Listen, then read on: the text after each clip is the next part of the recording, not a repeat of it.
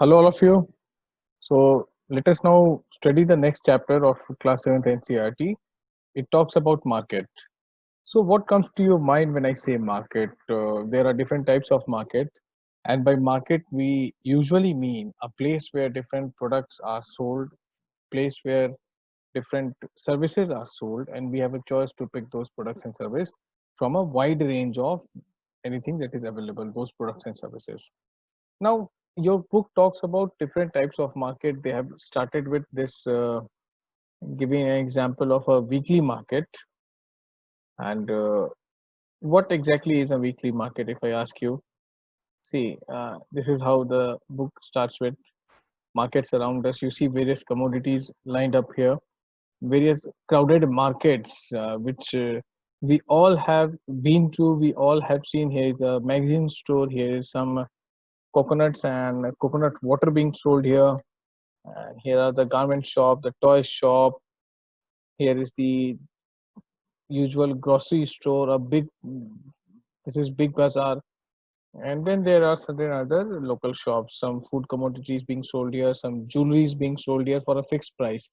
The signboard says Harek Mal 50 rupees, which means every commodity is sold at 50 rupees. So these are artificial jewelries that are being sold. So what the book shows us is there are different types of market and how we purchase our necessary stuffs for us from these different markets. Now there is something called weekly market, fixed day in week, maybe Saturday or Sunday or Monday. And in this part of India, in Delhi or other nearby places in Delhi, it's called by the Hindi name Somvar Bazaar or Mangalwar Bazaar. They call it Monday market or Tuesday market. So what happens is on Monday or on Tuesday or any other day of week, whichever day the markets intend to open and function, different local vendors come there. They come there with their small marginal products and they sell it for a fixed time. It usually starts from 6 in the evening and goes on till 10 p.m. Everyone sells everything and then they go home. The next week they again turn up at the same 6 p.m. on the same day of the week. They again go back. Most of vegetables, fruits, small art and craft products, small daily necessity that you need in your kitchen, maybe knife, maybe a spoon, maybe a very local cutlery set are being sold here. Now they have tried to equate, they have tried to analyze how a weekly market differs from maybe a super product or a shopping complex. Now the profit that a vendor makes in weekly market is not equal to what the amount of profit that a shopkeeper can make in a shopping complex or a shopping mall. Of course there are different reasons and we are well aware of those reasons, because there is some fixed revenue assured when you have a shop in a crowded market complex or in a crowded mall. And branded products, again they have tried to distinguish here. Let us see them straight from the books. Now I'm skipping those examples because not really very important for us. The stories are there to attract class 7th kids. Like here we go, and shopping complex and more. Weekly market and markets in our neighborhood are the two kinds of market that have been discussed in the book.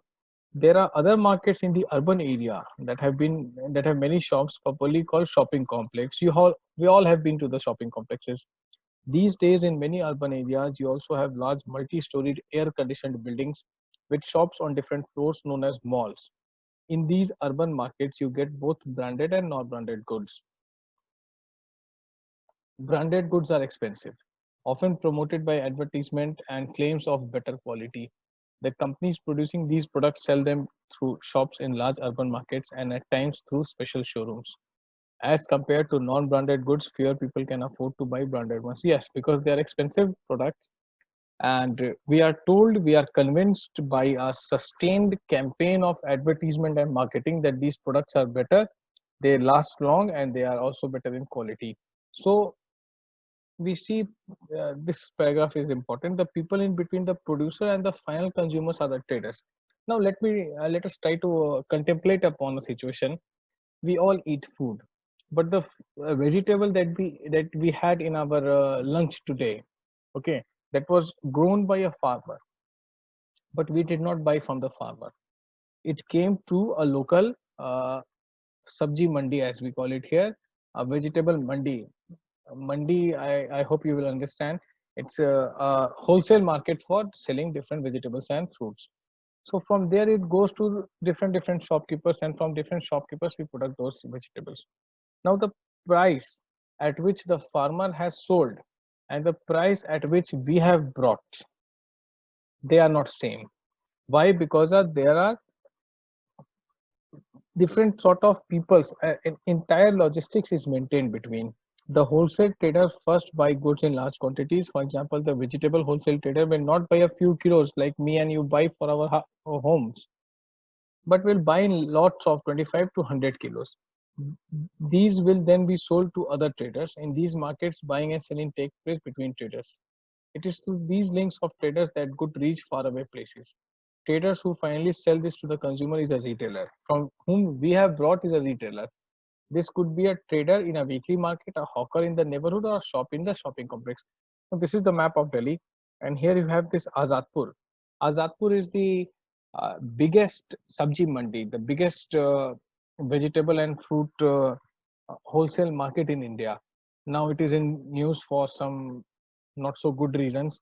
Many corona carriers have been found there, and the area falls under red zone. In fact, the adjacent area to Azadpur, like Shalimar Bagh and Model Town in Delhi, are also into red zones because of the COVID-19 infection, the carriers that were there. So currently it is closed.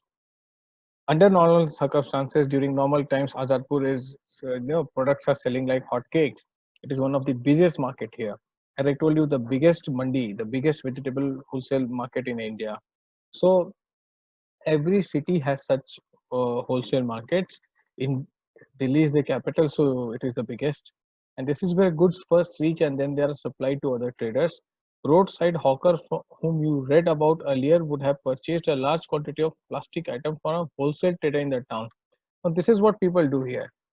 Currently, I am in Gurgaon, and trust me, there are different vegetable shops, big vegetable shops, who are there in busy commercial complexes, who buy vegetables from Azadpur. Now, post this corona crisis, they are ensuring, they are guaranteeing that no, we are not bringing this from Azadpur, we are bringing it from somewhere else. So, see, from Delhi to even in Gurgaon and to different parts of Delhi, most of the vendors in Delhi buy from this very wholesale market, Azadpur. So this is what a wholesale market does. The retailers picks the large amount of, now me and you, if you go there, how much vegetable we will buy, and they will not give us. They will say that I won't give less than 50 kgs. Now what will me or you do with 50 kgs? Okay, so we are not buying for selling, we are buying for consuming. We need hardly 1 to 2 to 3 kgs. They don't deal in such small piece of deliveries. So that is why retailers buy them and then sell it to people like us. So this is how it works. And a chain of market is set up. When we purchase, we may not be aware of the chain of market through which these goods travel before they reach us.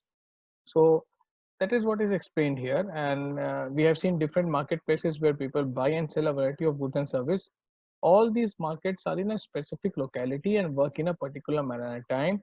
However, it is not always necessary that one has to go to market to. We can also order things. You know, there are many portals on which we can make an order and the thing will be delivered to us. Now that is an e-market, electronic form of market. In everything can be delivered. Your daily necessities, your clinical and nursing necessities, food items, everything can be delivered nowadays. Again, if you are in city where they maintain their service, not in far-flung places. So large number of goods and are bought and sold. You know Flipkart, you know Amazon, you know Big Basket, so on and so forth. These are the famous retail online retail initiatives through which we can buy and even sell our products. Now the concluding part, that is markets and equality. There are different people. One is a small trader with little money to run up the shop, whereas the other is able to spend a lot of money to set up the shop. They also earn unequal amounts. The weekly market trader earns little compared to the profit of a regular shop owner in a shopping complex. Similarly, buyers are differently placed. There are many who are not able to afford the cheapest of goods, while others are busy shopping in malls. Thus, whether we can be buyers or seller in this different market depends upon other things, on the money that we have. So here they have tried to explain and analyze whether markets create equality or they perpetuate inequality. Now, in order to understand this, we have to understand the different types of market which we have seen right now, and how different shopkeepers and customers are placed differently in these different markets. So, as the book says that buyers are differently placed, there are many who are not able to afford the cheapest of goods, while others are busy shopping in malls. So, see, uh, market do not they do not exist to create equality. Market is a place where me and you as customers must have a wide choice. And for a producer or for a seller, there must be options where he can, if you think that my product is good, my service is good, bring it in the market. If people will like it, it will survive. If not, it will not. Now, something more I would like to tell you, that it's given, the example here that is given is of a local market and how it differs from weekly market and a supermarket and markets in mall and shops in mall and shopping complexes. If we integrate it on a global level, if we think that entire world is a market, we are thinking about global and local products. So, entire there is a theory, David Ricardo, a very famous economist, who gave the theory of comparative advantage theory. Now, there he says that every market, every producer must produce and sell those products in which he excels. So there should not be much opportunity cost involved. Now, what is an opportunity cost? Suppose you have 10 rupees and you want to buy a pen and you want to maybe eat a toffee, a chocolate. So if you eat chocolate of those 10 rupees, you do not buy a pen. So not buying the pen is the opportunity cost. Now let us juxtapose this example for markets to understand Ricardo's theory. He says that those nations, suppose a Latin American countries are very good in producing bananas. Okay, the condition was very suitable there. Now, if they start making strawberries instead of bananas, then in order to produce the same unit of strawberries, they will have to employ more of resources. That goes against comparative trade advantage as proposed by Ricardo. So let every country produce and sell those things in which the particular country excels. This is the basis on which the WTO was set up. Now, as per the guidelines of WTO, there must be no restrictive trade. It's not in book. We will study it in details later on also. But let me explain this here, because we are studying markets. That as per WTO, no country should not allow any product or service from other country to enter into its host country. And likewise, India should allow products from every country to sell in India. Now, what will happen is, if we do this in theory as proposed by WTO and Ricardo, our local goods will not sell that much, because the products coming from abroad would be of greater quality. Now, there is another related concept of dumping. China does that very often. We hope that post Corona, there will be a different world order where this tendency of China will be checked. Now, what China actually does, or what anyone does when they are up to dumping, uh, they flood your market with cheap goods. Like we see everywhere in India, you see Chinese products. So we all start buying those Chinese. Suppose a battery, a cell, which you put a pencil battery. Okay, you all understand what is a pencil battery. Now, a Nippo or an Everready battery is available for maybe 12 or 15 rupees. Now the Chinese batteries are selling for 5 or 7 rupees. So we all are, incentivized to purchase Chinese batteries. So everyone starts buying Chinese battery. The indigenous Nippo and Everready have to shut their shops. Now only Chinese batteries are available. Now the China will increase the price. From 5 rupees, it will turn to 25 rupees. Now you cannot go back and purchase Nippo and Everready because the shops are closed. This is what is called dumping. Okay, so markets and equality, this discussion can go on and on and on.